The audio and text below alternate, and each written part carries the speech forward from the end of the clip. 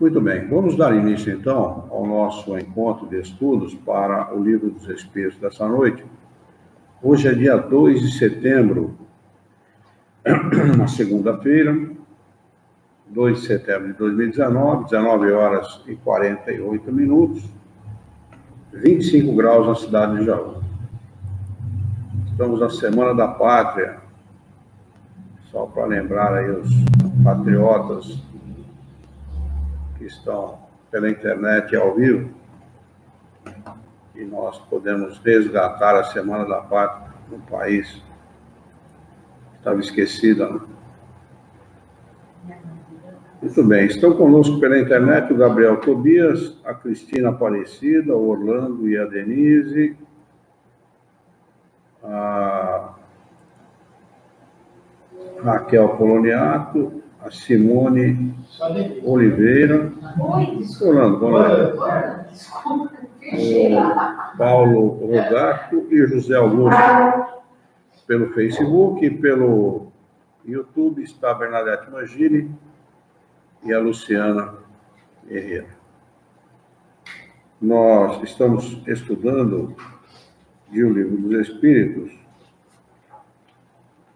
o capítulo 8, Emancipação da Alma, no seu subtítulo de número 2, Visitas Espíritas entre Vivos. Achou? Questão 413. Esqueceu o óculos do carro? Pega lá. Questão de número 413. Essa questão 413 ela é muito interessante porque ela fala bem a respeito daquilo que a gente sempre comenta, que nós podemos dizer que nossos interesses como espírito são diferentes dos nossos interesses como encarnados. Nessa questão de número 413, Kardec pergunta aos espíritos superiores o seguinte: do princípio de emancipação da alma durante o sono, parece resultar que temos, simultaneamente, duas existências. A do corpo, que nos dá a vida de relação exterior, e a da alma, que nos dá a vida de relação oculta. É isso exato? Resposta: no estado de emancipação, a vida do corpo cede lugar à da alma, mas não existem, propriamente falando, duas existências. Por que ele não permite que Kardec diga ou afirme que existem duas existências? O Paulo Joel está conosco também, bem-vindo, São Paulo. Porque senão daria motivo para o entendimento de que nós poderíamos ter dois espíritos, né? Um vivendo no corpo e outro vivendo a vida espírita, o que não é verdadeiro. É o mesmo espírito que durante a vida de relação tem um determinado interesse e durante o que ele chama aqui de vida oculta, de relação oculta, tem outros interesses. Isso é verdadeiro. Então ele chama isso de fase. São duas fases. São antes duas fases da mesma existência, porque o homem não vive de maneira dupla.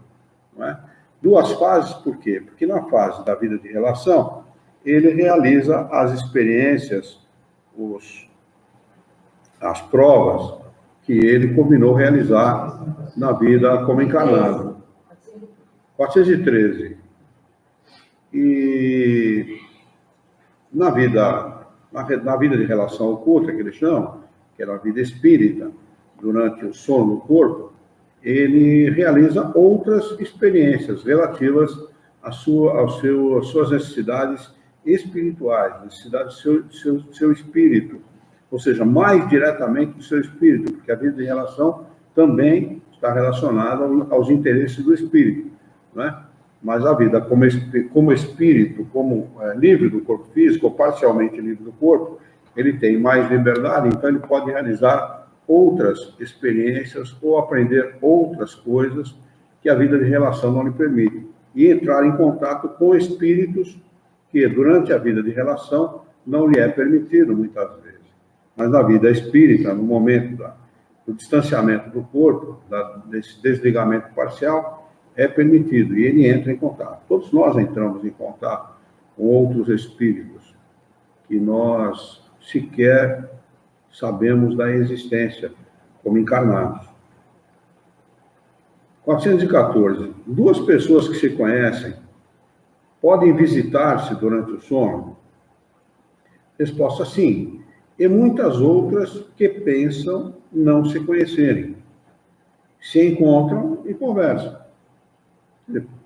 Por exemplo, você pode conhecer um sujeito qualquer lá do outro lado do mundo, lá, um chinês, um irlandês, um polonês, qualquer outro, de qualquer outra nacionalidade, encarnado e mesmo desencarnado, né? Porque os nossos parentes, né? A nossa família é a família consanguínea, mas os nossos parentes nós desconhecemos.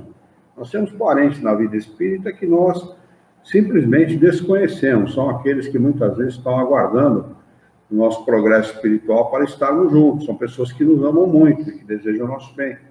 E durante o sono do corpo físico vem nos aconselhar, nos orientar, né? Dar a nós aquilo que depois vai surgir no nosso pensamento como inspiração, né? São eles que durante a noite entram em contato conosco. Diz assim: podes ter, sem que o suspeites, amigos em outro país. O fato de visitar durante o sono amigos, parentes, conhecidos, pessoas que vos podem ser úteis, é tão frequente que o realizas quase todas as noites. Quer dizer, então, a gente pode dizer que realmente são duas fases da existência do espírito. A fase de encarnado é uma fase que ele realiza as suas experiências, as suas provas e tal, a vida de relação. Mas a fase, quando ele está distante do corpo, parcialmente desligado do corpo pelo sono no corpo físico, as experiências dele são completamente diferentes daquela que ele realiza aqui. Completamente diferente. Vai saber o que a gente... Isso, quando a pessoa se interessa por estudo, por exemplo, ou por conhecimento, ou por adquirir alguma ciência, algum conhecimento, vai saber o que ele adquire, o que ele conhece, o que ele aprende, né, durante o sono do corpo físico. Não tem nada a ver com aquilo. Pode conhecer uma pessoa no sono antes de conhecer ela? É possível, claro. É possível. Perfeitamente. Se ela estiver encarnada, né, há casos de pessoas, por exemplo... De repente dá a sensação que você vai conhecer aquela pessoa, de repente pode ser durante o sono, às vezes. Ou então, a afinidade fluídica que existe entre esses espíritos por pensarem da mesma maneira. Também pode ser isso, por afinidade fluídica. E antipatia do mesmo jeito. A repulsa fluídica se dá por conta da divergência na maneira de pensar. Conhece uma pessoa, mas já conheci essa pessoa. Muitas vezes os espíritos se relacionam num determinado momento das suas vidas, de encarnados, né, com pessoas que eles vão conhecer no futuro. Não tem o menor problema. Aliás, é até bom, né, porque já vão combinando, né, como a coisa vai acontecer, né, de que maneira precisa acontecer aquilo para que a relação dê certo, né, por exemplo, entre marido e mulher, né, entre pais e filhos, e coisas do gênero, né? Um filho, antes de encarnar, por exemplo, pode se relacionar com seus pais, e coisas do gênero. Aí tem um laço de bastante afinidade. Sim, sem dúvida, mas esse é o propósito mesmo. Que, via de regra, foram inimigos de outra encarnação, né? Então, procuram criar laços de amizade para que essas relações possam se efetivar da melhor maneira possível, né? É muito comum a gente... Eu estou assistindo um seriado, chama Caçadores de Mentes. É um seriado que se passa na década de 60, 70, mais ou menos, e que os pesquisadores do FBI estão fazendo um trabalho de levantamento junto aos criminosos para poder estipular, né, criar vamos dizer assim, uma metodologia através da qual você possa identificar o bandido, ou a razão, o marginal, o assassino, o homicida, através da qual levou essa pessoa a cometer aquele crime, né? E é muito interessante, eles vão levantando aos poucos, vão visitando os homicidas, os assassinos em série, nos presídios, já estão presos, né? Eles vão visitando e vão fazendo um levantamento, e vão entrevistando essas pessoas e tal. E há de todos os tipos, há o introspectivo, ao extrovertido, ao falastrão, ao triste, ao acabrunhado, ao envergonhado, e há de todos os tipos. Invariavelmente, todos, é impressionante. Está no Netflix, esse chama, como é que é? Mind Hunter, em inglês. Caçadores de Mentes, Mind Hunter. Muito bom. Saiu uma reportagem no Estadão hoje, falando desse seriado. Muito bom, excelente, excepcional. Tem duas temporadas, estou na primeira temporada ainda. Mas é muito interessante verificar que em todos eles é identificado um problema. Mind Hunter, Hunter com H. Interessante verificar que todos eles indistintamente tiveram problemas graves familiares. Ou com o pai ou com a mãe, ou deles com os pais, ou dos pais com ele, ou foram envergonhados pelas mães, humilhados, maltratados, ou envergonhados, humilhados e maltratados pelos pais. É muito interessante isso. Invariavelmente, viu? Todos eles demonstram esse aspecto. E depois dali acabam desenvolvendo uma patologia, né? Mental, né? Uma doença, uma enfermidade mental.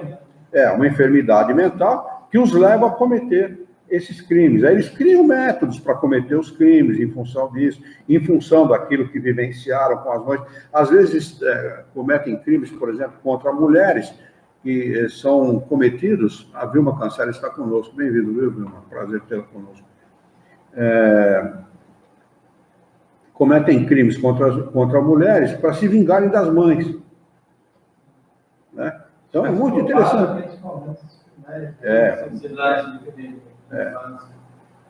Então, quer dizer, é fundamental que o espírito possa estabelecer uma ligação com seus pais, e os pais com os encarnantes ou reencarnantes, da melhor maneira possível, para que isso não venha a acontecer.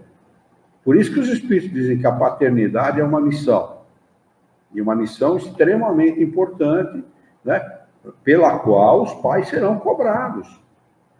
Falharem, serão cobrados. E a gente imagina por quê, né?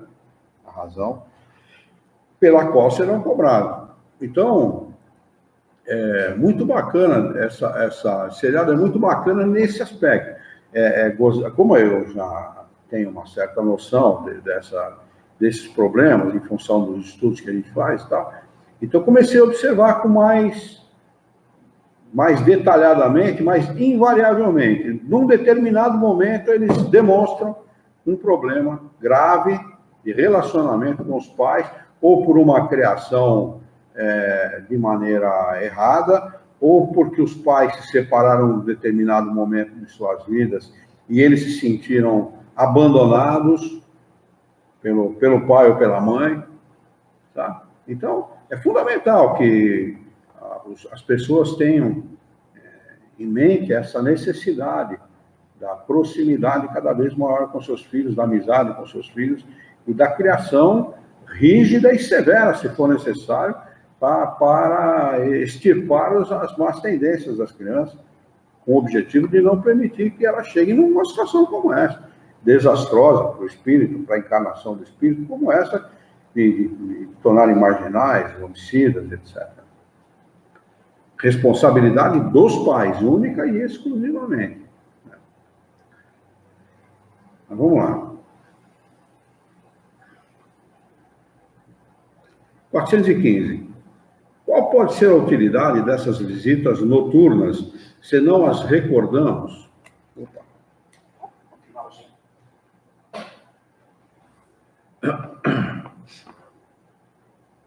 Resposta dos espíritos superiores a Kardec. Ordinariamente, ao despertar, resta uma intuição, que é quase sempre a origem de certas ideias que surgem espontaneamente, sem que se possa explicá-las.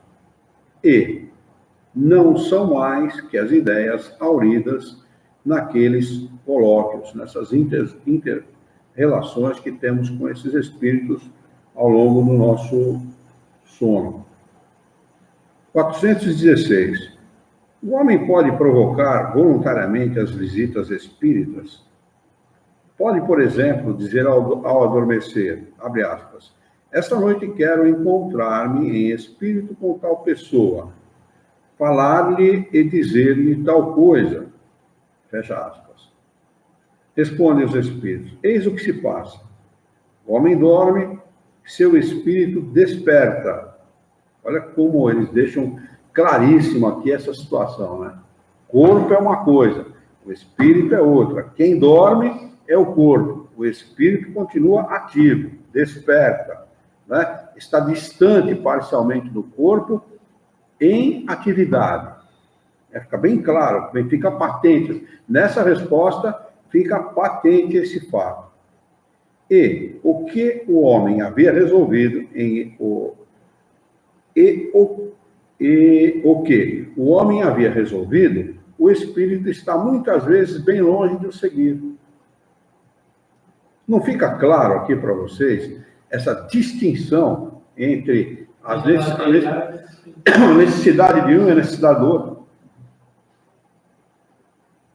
Porque se ele, como encarnado, estabelece, o Adriano Antonioli entrou também. Bem-vindo, Adriano.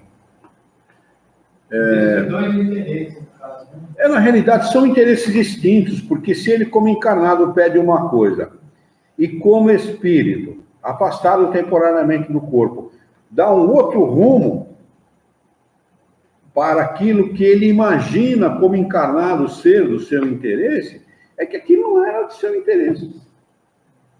Verdadeiramente, não é? Porque o espírito é que sobrevive a tudo, não é o encarnado. O encarnado vai chegar um momento em que o corpo vai morrer e o espírito vai desencarnar, né? E, então, a vida de relação, a vida como encarnado, simplesmente se finda, né? Mas a vida do espírito, ela se torna imortal, o espírito não morre, não é? E o que vai prevalecer? Qual o interesse que vai prevalecer? O interesse do espírito, é claro. Então, ou seja, a gente pode dizer que nós, como encarnados, somos obtusos. E como espíritos, somos altamente inteligentes e precavidos. Certamente vamos atrás dos nossos verdadeiros interesses e não daquilo que a gente supõe seja os nossos interesses. Pela influência daqui, né? Evidente. Pela influência do mundo, pela influência da propaganda, da mídia, de tudo aquilo que a gente imagina seja os nossos interesses, né? Eu vou precisar colocar novamente no ar, viu? Porque ocorreu um erro aqui no Facebook. Vou ter que outra vez. Que droga.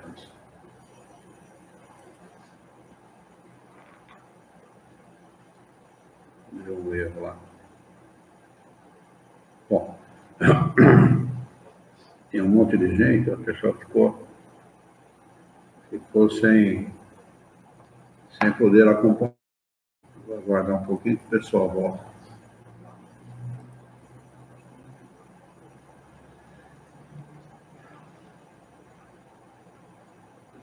Mas é interessante, não é?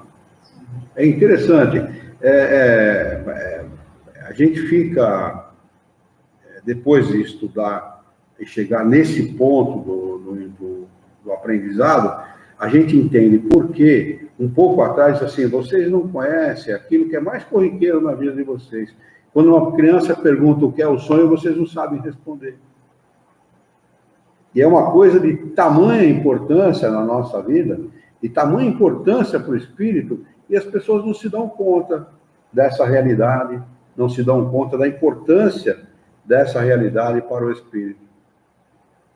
Bem, vocês que entraram novamente aí, a Cristina e o José Augusto, se vocês quiserem ir lá para o nosso canal no YouTube, eu vou colocar o endereço, porque lá a coisa é mais estável, viu? Eu já venho divulgando há bastante tempo essa necessidade, porque volta e meia o YouTube, o Facebook, ele dá esse tipo de problema.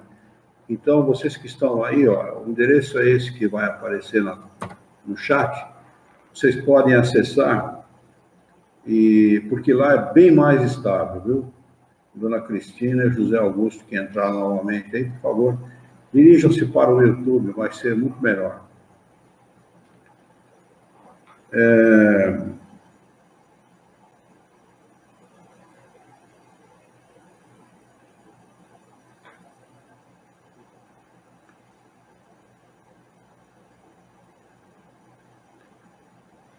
Tá. Ele vai seguir respondendo a Denise entrou novamente. Denise, vá lá para o nosso canal no YouTube, viu? Isso aí, lá é bem mais estável, viu? E se quiser, inclusive, dá para projetar na televisão, fica até melhor para assistir, viu? Eles já vinham respondendo que está muitas vezes bem longe de o seguir, porque a vida do homem interessa pouco ao espírito. Interessante, né? Isso, essa colocação, né? A vida do encarnado interessa pouco ao espírito. Por quê? Porque é uma experiência, duas experiências, três, se é que ele vai resolver acatar, não é, a necessidade de realizar alguma. Às vezes nem isso ele faz. Nem essas provas que ele assume o compromisso de realizar, ele acaba realizando. Né? Então, interessa muito pouco. Interessa realmente, para o espírito, interessa realmente aquilo que ele vive no mundo verdadeiro, no mundo real, que é o mundo dos espíritos. Não aqui. Isso aqui é uma doce ilusão, né? Diz o poeta. E é verdade mesmo. A vida é uma doce ilusão. Doce para quem é materialista, né? E para quem é espiritualizado, nem doce é, né? É uma amarga ilusão viver neste mundo. Né? A verdade é essa. Não que eu seja desgostoso da vida, não é isso que eu estou falando. O que eu estou dizendo é o seguinte: só pode ser entendida como uma doce ilusão para aquele que acredita que somente existe essa vida. Que a vida verdadeira não, que a vida espiritual não existe. Não é? Então, a influência daqui da matéria é tão forte que a gente vive toda noite uma vida só de espírito, né? E a gente volta. Exatamente. O corpo subjuga o espírito. E se o encarnado permitir que as sensações físicas preponderem, aí é pior ainda. Porque ele fica escravo, ele se torna escravo dessas sensações. Eu conheço... Eu fazia sauna junto com um rapaz aqui em Jaú. Não vou falar o nome dele, porque a família é muito conhecida. Ele não ia dormir. Ele chegava em casa, tipo 5h30, 5 horas, 5h30 da tarde. Até a hora da janta, ele já tinha tomado 6 latinhas de cerveja. Na janta, ele tomava mais 2 e até a hora de dormir mais 6. Ele tomava uma média de 8, 10 latinhas de cerveja todo dia. O cara tinha poder aquisitivo? Todo dia. Entendeu? Uma vez eu falei, para cair na boa, você não devia ter falado, depois eu me arrependi. Eu falei, isso é alcoolismo, cara. Como? Eu falei, isso é alcoolismo. Isso é alcoolismo. Tá aqui naquela velha da internet, que fala assim, não, fuma uns dias, faz 40 anos que eu fumo maconha e não sou viciado. Parece aquela mulher, né? E para com isso, pois isso é alcoolismo. E alcoolismo dá mais alto grau. Então, quer dizer, e uma boa pessoa, não é uma pessoa, não, uma boa pessoa. Como pessoa, eu não conheço a vida íntima dele, né? Mas, assim, o que eu conheço dele, eu conheço a família, conheço ele, conheço a esposa de vista e tudo, parece ser uma boa pessoa. Mas o sujeito desencarna, como é que ele vai estar como desencarnado? Ligado, atrelado a esse tipo de sensação. Então, o espírito vai demorar muito para se livrar dessas sensações. Ele acaba vivenciando aquele estado de confusão, logo depois do desencarne, durante mais tempo. Não é? Então, a vida A vida do encarnado, ela é muito difícil exatamente por essa razão, né?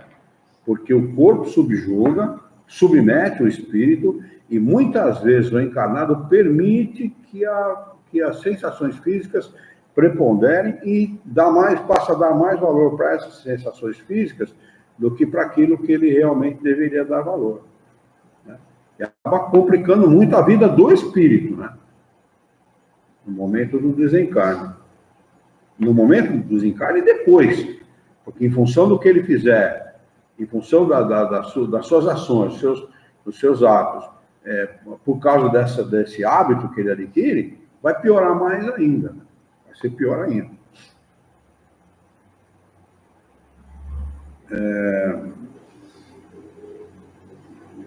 Quando ele se liberta da matéria, porque a vida do homem interessa pouco ao espírito quando ele se liberta da matéria. Isto para os homens já bastante elevados, pois os outros passam de maneira inteiramente diversa a sua existência espiritual. Entregam-se às paixões ou permanecem em inatividade. Pode acontecer, portanto, que, segundo o motivo que se propôs, o espírito vá visitar as pessoas que deseja, mas o fato de o haver desejado, quando em vigília, não é razão para que o faça.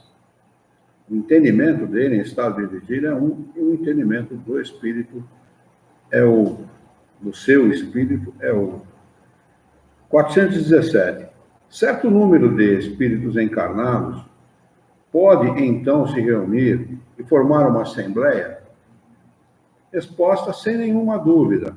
Os laços de amizade, antigos ou novos, reúnem, assim, frequentemente diversos espíritos que se sentem felizes de se encontrar. Maria Clara Zanella entrou novamente. Maria Clara, o endereço do nosso canal no YouTube está logo acima, onde você entrou aí. Dirija-se ao canal no YouTube, se você quiser, que lá está mais estável, viu? Aqui está bastante ruim, viu? Boa noite para você também.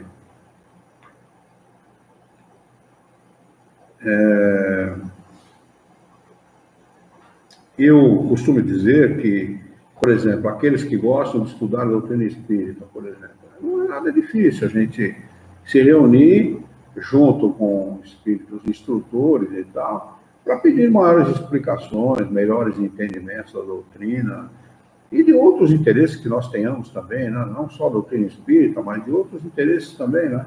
Para facilitar a nossa vida, facilitar o nosso entendimento, melhorar a nossa capacidade de aplicar esse conhecimento ao longo do nosso dia, né, e tudo mais. E Kardec coloca o seguinte acréscimo de explicação. Pela palavra antigos, é necessário entender os laços de amizades contraídos em existências anteriores. Trazemos ao acordar uma intuição das ideias que aurimos nesses colóquios ocultos, mas ignoramos a fonte. Vocês já imaginaram, se a gente conseguisse lembrar, que bagunça que não ia ser? Né? Ia ser uma bagunça generalizada. A gente não ia querer voltar para o... Deixa eu ficar por lá mesmo, que lá é bem melhor. Esse negócio de vida, de encarnado, não é lá grande coisa, não. 418. Pergunta de Kardec. Uma pessoa que julgasse morto um de seus amigos, que na realidade não o estivesse, poderia encontrar-se com ele em espírito e saber assim que continuava vivo? Poderia, nesse caso, ter uma intuição ao acordar? Resposta. Como espírito, pode certamente vê-lo e saber como está, se não lhe for imposto como prova acreditar na morte do amigo. Terá um pressentimento que ele vive como poderá ter o de sua morte. Parágrafo de número 3, ou subtítulo de número 3, desculpe. Transmissão oculta do pensamento. Pergunta de número 419. Qual é a razão porque a mesma ideia, a de uma descoberta, por exemplo, surge ao mesmo tempo em muitos pontos? Resposta: já dissemos que durante o sono, os espíritos se comunicam entre si. Pois bem, quando o corpo desperta, o espírito se recorda do que aprendeu e o homem julga ter inventado. Assim, muitos podem encontrar a mesma coisa ao mesmo tempo. Quando dizeis que uma ideia está no ar, fazeis uma figura mais exata do que pensais. Cada um contribui sem o suspeitar para propagá-la. Como o pensamento é força criadora, né? Nós criamos, por assim dizer, imagens, né? Alimentamos e retroalimentamos essa imagem se propaga pelas diversas cabeças, né? E acaba se projetando no íntimo de cada um. Aí o cara, quando fala de uma ideia, o cara, eu tive a mesma ideia. Na realidade, ele não teve. Essa ideia foi trocada entre as pessoas, né? Foi propagada, né, entre as pessoas. Acrescenta Kardec o seguinte: nosso espírito revela-se muitas vezes a outros espíritos e à nossa revelia, sem que o cara queira, né? O cara pensa primeiro no dinheiro, né? Aquilo que constitui objeto das nossas preocupações de vigília. Questão de número 420. Os espíritos podem comunicar-se se o corpo estiver completamente acordado? Resposta: o espírito não está encerrado no corpo como numa caixa. Ele irradia em todo o seu redor. Eis porque pode comunicar-se com outros espíritos, mesmo no estado de vigília, embora o faça mais dificilmente. Dificilmente porque, em função da grosseria do nosso corpo, né? A grosseria do corpo não permite, enquanto que em mundos mais avançados, em mundos felizes, por exemplo, esta facilidade é muito maior. 421. Por que duas pessoas perfeitamente despertas têm, muitas vezes, instantaneamente o mesmo pensamento? São dois espíritos simpáticos que se comunicam e veem reciprocamente os seus pensamentos, mesmo quando não dormem. Acrescenta Kardec o seguinte: há entre os espíritos que se afinam uma comunicação de pensamentos que faz que duas pessoas se vejam e se compreendam sem a necessidade dos signos exteriores da linguagem. Poderia dizer-se que eles falam a língua dos espíritos.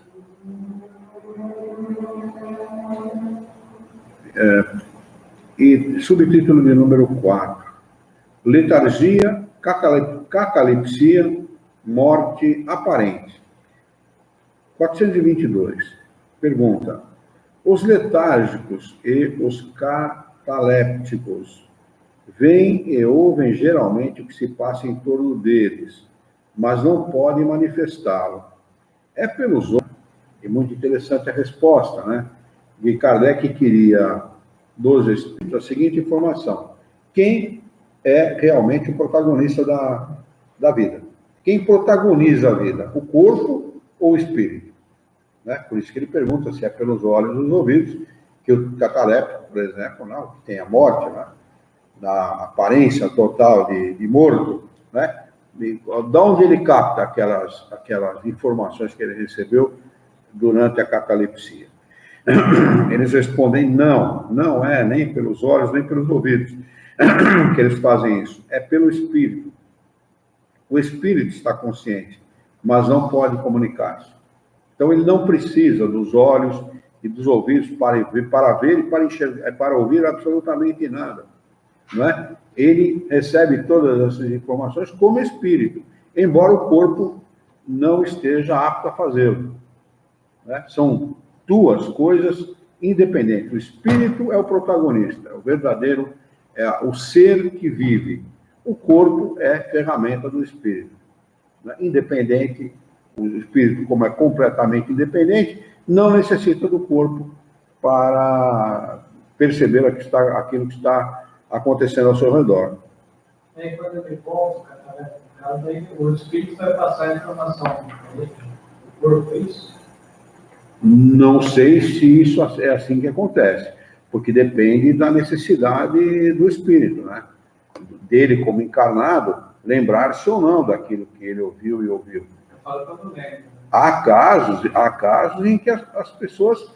Eu entrevistei um no rádio uma vez, no programa de rádio que eu fazia, ele passou por, se eu não me engano, 2 ou 3 EQMs, experiência de... 2, né? Experiência de quase morte. E eu entrevistei esse rapaz. E ele contou, né? Como é que era, como é que não era, como é que foi. Ele vendo os socorristas resgatarem o corpo dele, levarem para... Na segunda, né? Levarem para... Ele foi um daqueles rapazes que estava naquele Monza, que bateu na descida aqui. Não, aqui, ó. Aqui, antes de duplicar, lembra? Tinha aquela descida. Não quem vem dali do almoxarifado do Jaú Sérgio. Sentido contrário. Do cemitério para quem vai pegar a subidona ali. Quando chega lá embaixo tem uma curvinha leve. À esquerda ali tinha um acostamento largo, que normalmente tinha mato ali e tal, né? O pai do garoto, eu conheci o pai do garoto que morreu, eles estavam em 5 dentro desse Monza, um Monza novinho. Eu conheci o pai e a mãe, nós conhecemos eu e ela. E ele vinha descendo ali, mas descendo com o pé afundado. Segundo o pai contou, ele estava acelerando quando bateu. Ele bate o carro, ele sai na curva, ele deriva na curva por causa do excesso de velocidade. Na realidade, ele pegou, ali tinha uma pequena depressão. Aquela depressão tirou a estabilidade do carro. Ele pega aquela pequena depressão e é projetado contra o muro que tinha ali.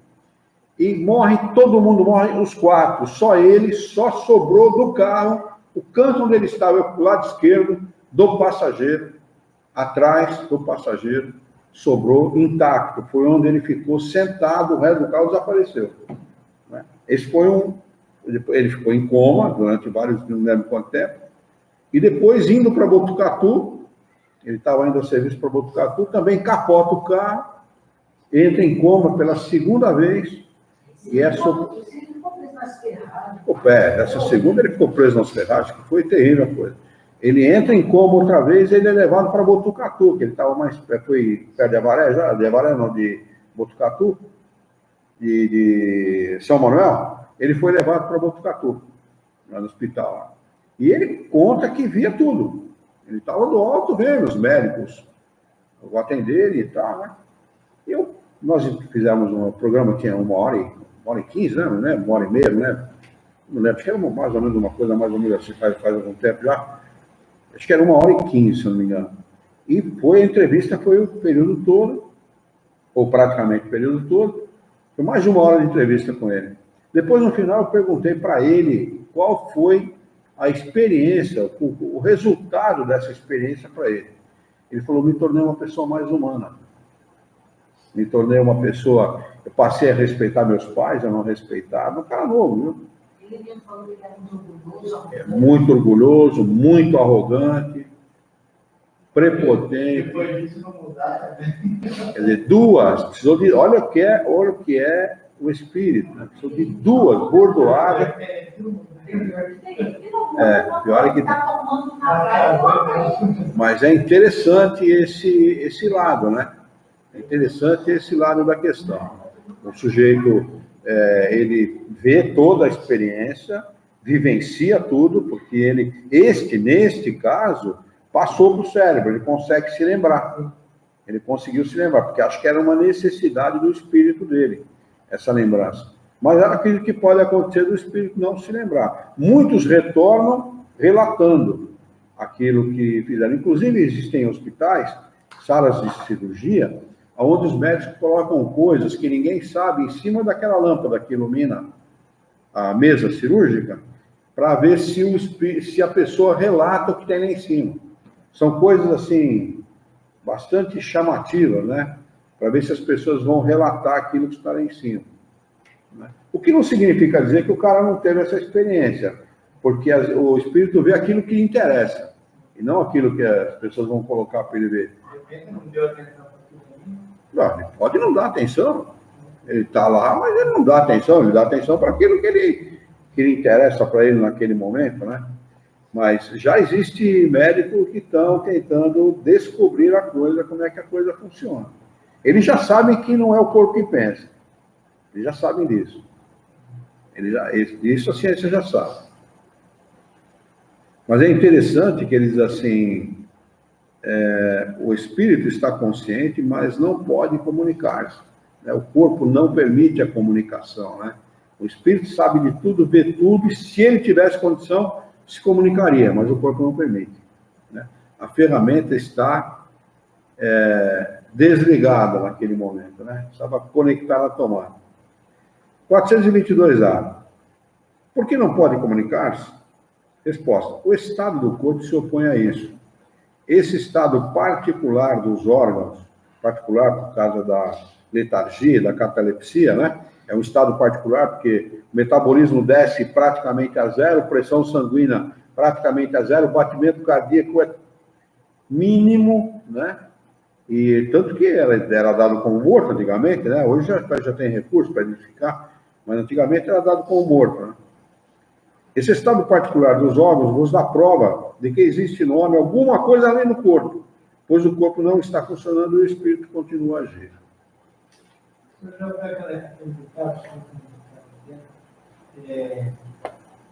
Foi salvo pelo povo. Eu achava que era. A gente imagina salvo pelo povo, é quando o cara deu murro, quando era para o lutador acabar a luta.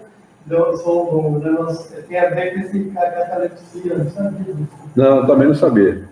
Ele disse que antigamente, tanto acontecia casos assim, daí por tirar lá, diz que o morto estava tudo arranhado, né? Eles começaram a botar um fio e um gongo lá, né? Se acontecesse alguma coisa, o morto se virava, batia o gongo e ele era salvo pelo gongo. Salvo pelo gongo. Eu não sabia disso, não. Mas você está falando agora, acho que eu já li alguma coisa, mas não lembrava, não. Aqui é o colonial. A gente imagina que refere-se à luta de boxe, né? E o cara tá na última ali para ser nocauteado, toca o gongo e salva ele. É verdade. Mas olha, deve ser uma situação tenebrosa, né? Já imaginou? O sujeito acordar aí. Rapaz, o que foi que aconteceu? 423. Na letargia, o espírito pode separar-se inteiramente do corpo, de maneira a dar a este todas as aparências da morte e voltar a ele em seguida? Resposta dos espíritos. Na letargia, o corpo não está morto, pois há funções que continuam a realizar-se. A vitalidade se encontra em estado latente, como na crisálida, mas não se extingue a vida no corpo, né?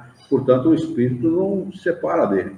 Enquanto há vida, enquanto há fluido vital, o espírito não se separa do corpo. Ele só se separa do corpo quando definitivamente se extingue o fluido vital.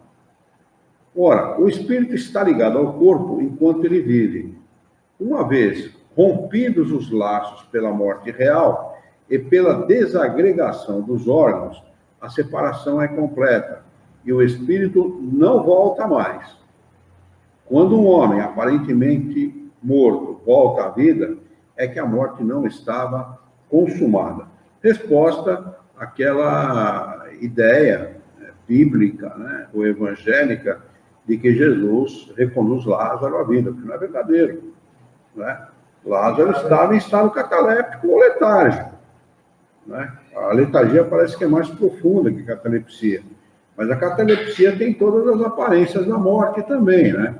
Então, uma vez extinta a vida, não tem mais como você reconduzir o espírito ao corpo, né? Extinguiu sua vida, extinguiu, está separado, está acabado, fim de conversa, né? Então, quem realmente coordena isso, quem manda nisso, as leis que regem essa situação são leis divinas, ninguém pode alterar isso, né? Somente o Criador poderia, mas não faz exatamente porque tem que haver estabilidade nas leis, né? Ele não pode ficar privilegiando, não, agora nessa hora de morrer, você é muito bonzinho, você volta para a vida, não é assim, né? Só uma vez rompidos os laços com o corpo físico, estão rompendo definitivamente. Isso aí, ele explicou o que aconteceu? Não. Provavelmente, mas de uma maneira sutil. E talvez, ou talvez aos seus seguidores apenas, né? aos discípulos, né? Mas as pessoas comuns não tinham condição de entendimento. A ciência naquela época era uma ciência ainda bastante rudimentar, né? Apesar que outro dia eu estava vendo, acho que no History, parece, encontraram uma ferramenta datada de 500, 600 anos antes de Cristo, uma coisa assim, que era uma ferramenta feita, não sei de que material agora, não sei se era de metal, que era para fazer cirurgia nos olhos, de catarata nos olhos, naquela época. E muito semelhante às ferramentas que existem hoje. Olha que interessante. Mas isso sugere uma coisa também, né? Espíritos de outros mundos, com conhecimento dessa tecnologia, que encarnaram no nosso mundo previamente, temporariamente, e com lembrança daquela ferramenta, e que acabaram desenvolvendo aquela ferramenta com o material que eles dispunham naquela época. E tem essa explicação mesmo científica, eles falam de extraterrestres. São que é encarnado, né? Na verdade, são extraterrestres. Se eles vieram de outros mundos, a gente pode dizer que são extraterrestres. Não fala como encarnado. Aí a ideia da fantasia que os caras criam em torno dos ETs, né? Os extraterrestres, né? Mas, na realidade, o que eu imagino, que eu posso até dizer que seja o mais provável que aconteceu, é que esses caras já reencarnaram, né? Se foi uma encarnação só, ou reencarnaram com conhecimento dessa arte, de outros mundos, né? Aí o cara lembra aqui, né? O cara tem a lembrança e ele acaba criando uma ferramenta semelhante com o material que ele tem disponível. Ele não vai ter o mesmo material que tem hoje, esse aço, acho que é um aço especial que não contamina o corpo, ou alguma coisa assim, né? Não é aço, não tem um nome aquilo, como é que é? Bom, tem uma... Eu não sei se é o aço cirúrgico ou um outro qualquer. Eu sei que tem um que parece que não contamina o corpo, não dá... Então deve ser alguma coisa assim, né? Então, como ele não dispunha da ferramenta, do material apropriado, ele fez com aquilo que ele teve. E é interessante que o cara que descobriu mostra a ferramenta e pega a ferramenta moderna e põe perto. Mas é muito semelhante. E os caras operavam de catarata naquela época. Né? Catarata foi ser popularizada agora, né? Há não muito tempo atrás, né? Questão, acho que de uns 20 anos para cá, mais ou menos. Né? Popularizada, pelo menos no Brasil, né? Popularizada mesmo.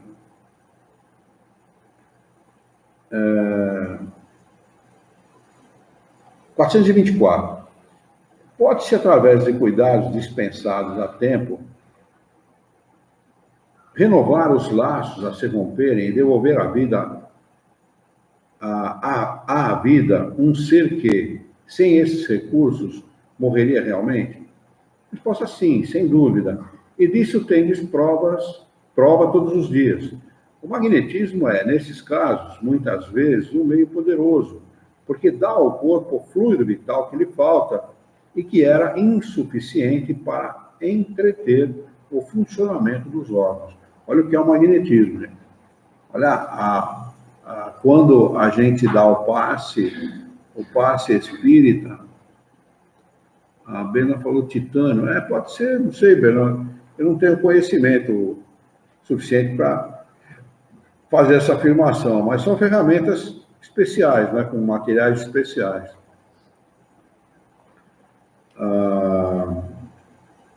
Quando a gente dá o passe espírita, né, o que acontece, né? Eles, como Kardec ensina, eles retiram o fluido malsão, né?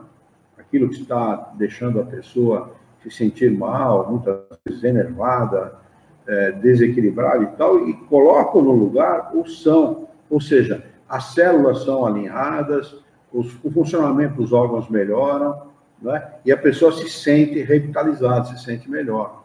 Né? Olha a função. do passe, né? Como é importante para o auxílio. Do magnetismo, nesse caso, muito mais, né? Porque o magnetismo, o passe, o fluido espiritual que é utilizado no passe é diferente do fluido magnético, mas o médium também doa fluido magnético, o magnetismo, aliás, o fluido vital. Então, é fluido vital mais os fluidos espirituais, a soma desses dois dá o resultado que muitas vezes a gente vê durante os passes. Essas pessoas que têm bastante fluido, elas conseguem, são raríssimas, né? Mas tem pessoas que conseguem levitar fluido. Tem. São os chamados, não é médium, é sensitivos. São chamados sensitivos. Há um filme, eu vi no YouTube, de uma médium que é estudada naquele livro Experiências Psíquicas Além da Cortina de Ferro. Tem o nome dela lá, eu não lembro o nome dela agora, mas eu fui procurar no YouTube e tem o filme dela. Eles filmaram na época e esse filme está disponível no YouTube.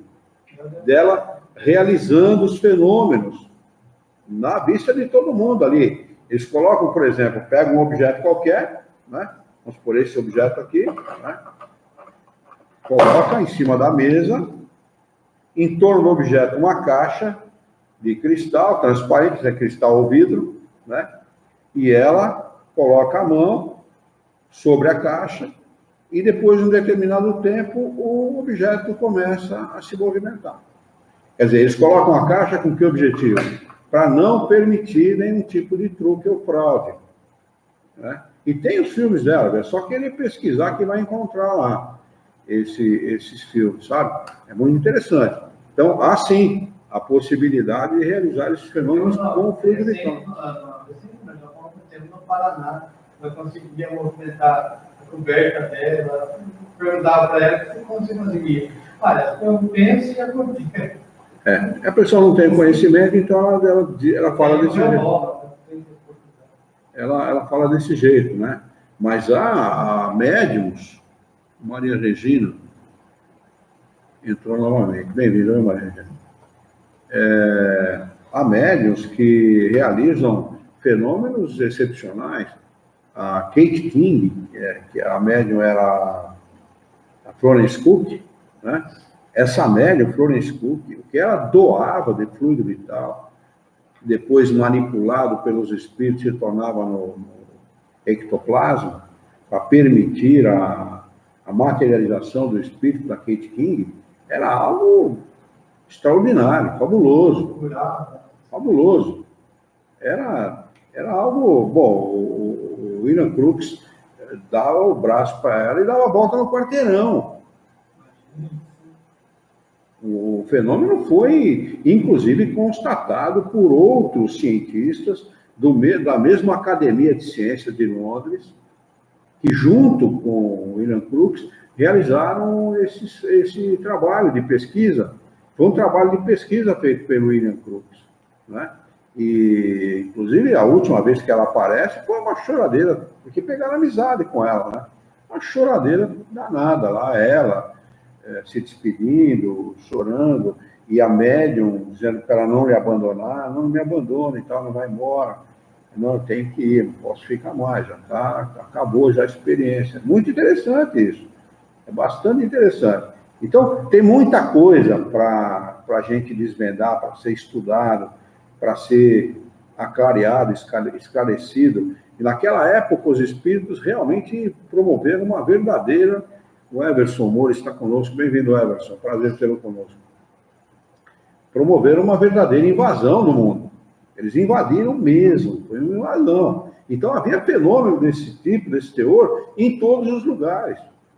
Começou na América, não é, com as irmãs Fox, não é, e acabou explodindo na Europa, né, sobretudo na França. Por quê? A França era o centro acadêmico do mundo, era o centro onde a cultura estava ali em ebulição, né? Várias tendências, vários pensamentos, várias maneiras de pensar, a ciência estava um franco progresso e tal. Então, tinha que ser ali onde ele ia encontrar o sujeito certo para fazer a pesquisa certa, para poder trazer, e um cientista, porque Kardec pertencia, né, a um grupo de ciência, né, de estudiosos da ciência, né, que eram pesquisadores do magnetismo, inclusive. E Kardec, no filme, mostra ele como ele era cético, né? E realmente era cético mesmo, ele duvidava mesmo, né? Ele não aceitava, ele achava que era uma coisa de gente que não tinha o que fazer. Brincadeira de salão, né? Eles mostram os salões da época, sabe? E aí ela falou, mas como é que pode, né? Rejeitar desse jeito? Bom, alguém, por exemplo, algum de nós aqui levaria a sério alguma coisa que acontece dentro de uma boate? E os salões tinha para aquela época o mesmo valor moral que tem a boate para a nossa época. Não é? Hoje, houve, no meu tempo de garoto, década de 70, 60, 70, a boate era uma coisa frequentada por meia dúzia de pessoas. A maioria não ia em boate, exatamente pela fama que a boate tinha. Hoje está mais popularizado, né? A molecada vai muito em boate. Volta e meia você vê, né? Fulano morreu espancado numa boate, segurança de boate mata espancado ciclano, ciclano brigou em boate, atirou no fulano. É esse tipo de lugar que é boate, né? O cara vai em boate comemorar aniversário por quê? Comemorar o quê? Ele vai se encaixaçar e arrumar encrenca. Né? Então, quer dizer, como é que você pode dar valor? Como é que você pode realmente valorizar alguma coisa que acontece dentro de uma boate? Mas os espíritos invadiram o mundo e começaram a aproveitar todo e qualquer médium que houvesse disponível em qualquer lugar. Então os caras ficavam no salão, né, em volta de uma mesinha, conversando, papeando e tal. E vamos ver se funciona. Vamos. Daqui a pouco o mundo começava a levitar. Hã?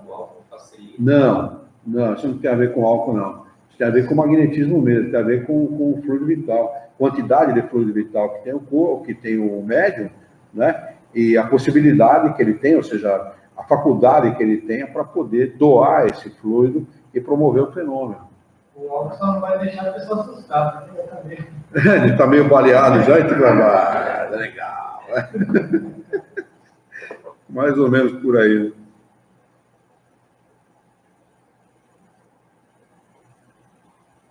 Todo e qualquer fenômeno mediúnico se dá pela mediunidade. Um fenômeno de efeito físico pode não, inclusive, não ser necessário que o médium esteja no ambiente. O médium pode estar distante do ambiente. E o espírito vai lá e capta o fluido necessário e... Ele vai ter que captar mais próximo. O mais próximo, se não tiver ninguém no ambiente, né? Ele capta um lugar mais... Mas naquela época devia ter muitos, porque eles promoviam o fenômeno à torta e à direita, em todo o Canadá.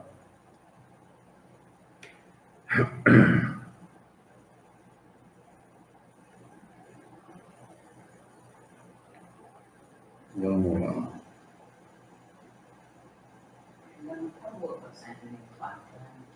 Não, acho que o acréscimo de explicação de Kardec, não é? É isso, né? Então, Kardec vai acrescentar a seguinte explicação à questão de número 424.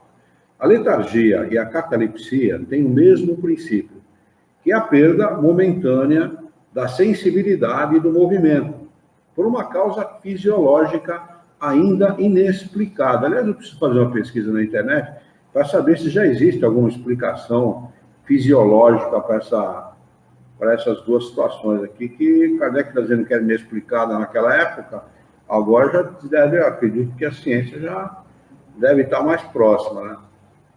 Elas diferem entre si em que, na letargia, a suspensão das forças vitais é geral, dando ao corpo todas as aparências da morte. E na catalepsia, então a letargia é mais profunda, né? E na catalepsia é localizada e pode afetar uma parte mais ou menos extensa do corpo, de maneira a deixar a inteligência livre para se manifestar, o que não permite confundi-la com a morte. A letargia é sempre natural. A catalepsia é, às vezes, espontânea, mas pode ser provocada e desfeita artificialmente pela ação magnética. Então, um magnetizador pode produzir o fenômeno da catalepsia, não é? Mas a letargia não, a letargia ela é natural, ela acontece naturalmente. E olha que interessante, a letargia, então, quando o sujeito tem aparência de morte, não é catalepsia, é letargia. Não, porque eu quando era garoto, teve um ator que foi sepultado, vivo, um ator de novela da Globo, da Tupi, né? Sérgio Cardoso, né? Eu me lembro bem daquela época, eu vi na televisão essa notícia. E o Sérgio Cardoso, ele era, segundo a notícia, eles noticiaram como catalepsia, eu lembro bem disso. Não como letargia, como catalepsia. Então, vai ver que é um termo usado genericamente, não é? Não se fazia essa distinção entre letargia e catalepsia. Mas, pelo que ele está explicando aqui, ele era letárgico e não cataléptico. A própria palavra é letal.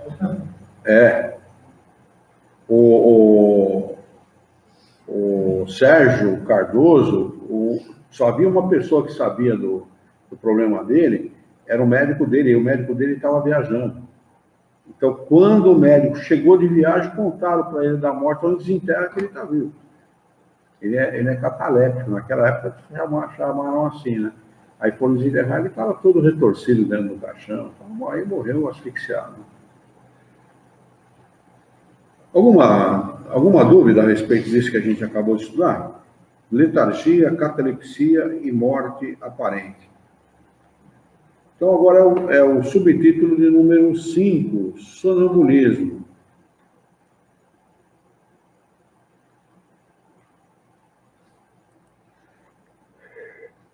O sonambulismo. 425. O sonambulismo natural tem relação com os sonhos? Como se pode explicá-lo? Resposta dos espíritos superiores é a seguinte: é um estado de independência da alma, mais completo que no sonho. E então, as faculdades adquirem maior desenvolvimento, ou seja, ele se apodera, o espírito se apodera das suas faculdades numa extensão maior, né? Mais completa. A alma tem percepções que não atinge no sonho, que é um estado de sonambulismo imperfeito. Porque no sonambulismo, o sonâmbulo se manifesta através do corpo. Ele diz assim: estou vendo isso, estou vendo aquilo, estou sentindo tal coisa, estou falando isso, tratando de tal assunto, assim. Né? Ele adquire uma independência maior e é capaz de transmitir essa sua experiência através do corpo. E ele segue dizendo: os órgãos materiais, estando de qualquer forma em catalepsia, não recebem mais as impressões exteriores. Então ele fica anulado para o mundo, né? O mundo de relação. Esse estado se manifesta sobretudo durante o sono. É o momento em que o espírito pode deixar provisoriamente o corpo, que se acha entregue ao repouso, indispensável à matéria. Quando se produzem os fatos do sonambulismo, é que o espírito, preocupado com uma coisa ou outra, se entrega a alguma ação que exige o uso do seu corpo, do qual se serve como se empregasse uma mesa ou qualquer outro objeto material. Nos fenômenos de manifestação física, ou mesmo da vossa mão, nas comunicações escritas. Entenderam a explicação que ele deu?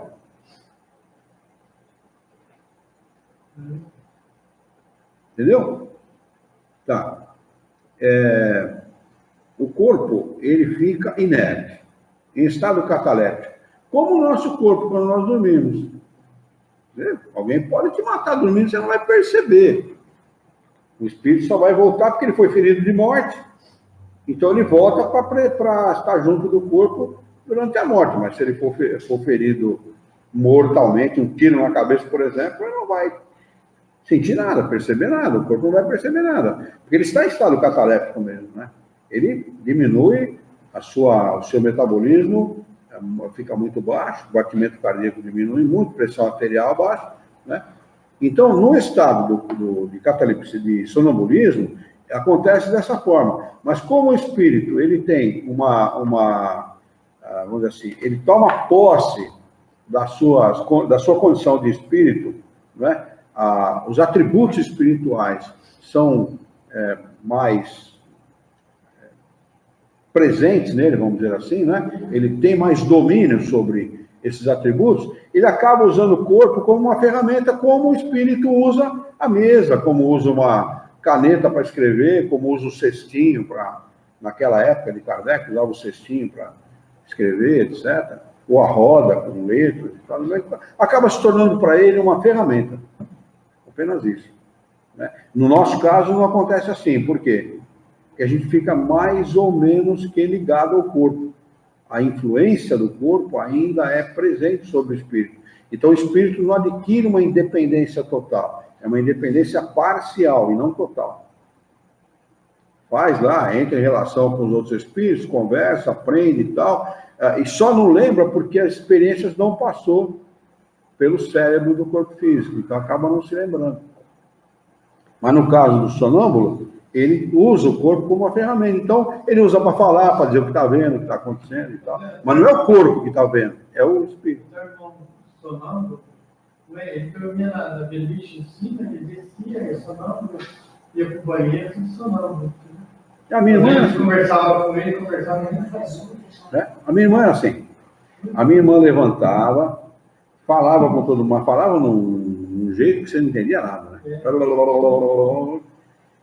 Levantava, ia até a porta da cozinha, onde a gente morava, né, na década de 60, abria a porta, saía. Minha mãe, o pessoal mandava tomar cuidado, né, não alertar nem nada, né? A Mônica me sacou, entrou no peito da mão. Falou para não alerta ela, que você pode acontecer alguma coisa grave e tal. Então minha mãe ficava esperando, cercando ela, para ver se ela ia fazer alguma coisa que... não podia acordar. Não podia acordar e tal. E acho que deve ser verdadeiro mesmo, um choque qualquer, né? Sei lá, a gente não sabe, né? O que pode acontecer com o corpo, com o espírito não acontece nada, né? Então, uma vez, uma pessoa ensinou para colocar um pano molhado na beirada da cama. Para a pessoa pisar e despertar. Aí minha mãe fez algumas vezes lá, nunca mais ela ficou sonâmbula. Interessante. Olha o que ele vai dizer aqui. Eu vou ler novamente, que agora vai dar para a gente entender melhor. No sonambulismo, o espírito está na posse total de si mesmo. O que significa dizer que todos os atributos espirituais estão livres para ser usados pelo espírito. Os órgãos materiais, estando de qualquer forma em catalepsia, não recebem mais as impressões exteriores. Porque quando a gente está dormindo, dependendo do grau, do nível do sono da pessoa, a pessoa até desperta, né? E ela desperta com facilidade. Eu não. Eu durmo, para mim, se pode cair o mundo, eu não estou nem aí. Mas aí ela não. Qualquer coisa caiu hoje, essa noite caiu, não sei o que, para mim, pode cair a casa. Eu não ouvi, não, eu durmo a noite inteira.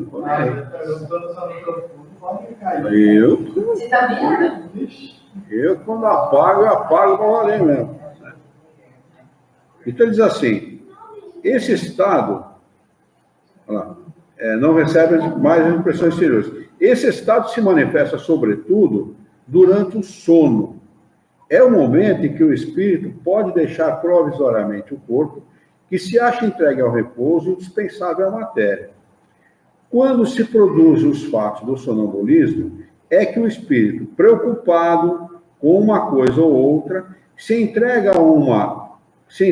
a alguma ação que exige o uso do seu corpo, do qual se serve como se empregasse uma mesa ou qualquer outro objeto material, nos fenômenos de manifestação física ou mesmo da vossa mão nas comunicações escritas, né? Ele está realizando alguma coisa que ele precisa do corpo.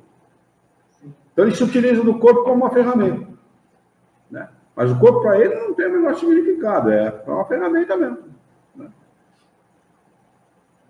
Nos sonhos em que se tem consciência, os órgãos, inclusive os da memória, começam a despertar e recebem imperfeitamente as impressões produzidas pelos objetos ou as causas exteriores, e as comunicam ao espírito, que também se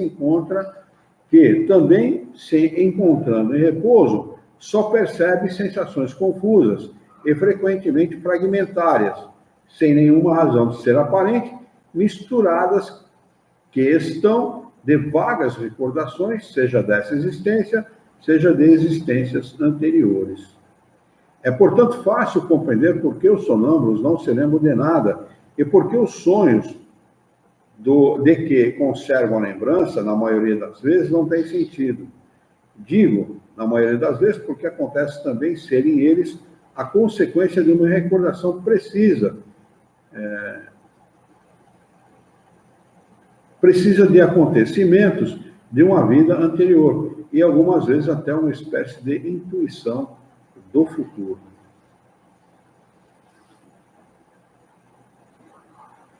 Vocês já imaginaram um dia que a ciência se debruçar para estudar esse troço com a profundidade necessária? O que não vai ser, não? Vamos anotar aqui a 426 para a próxima segunda-feira. Hoje é dia 2/9/19. 426. O dia que a ciência se dedicar a isso, a ciência psicológica, psíquica, e outras vão dar um salto.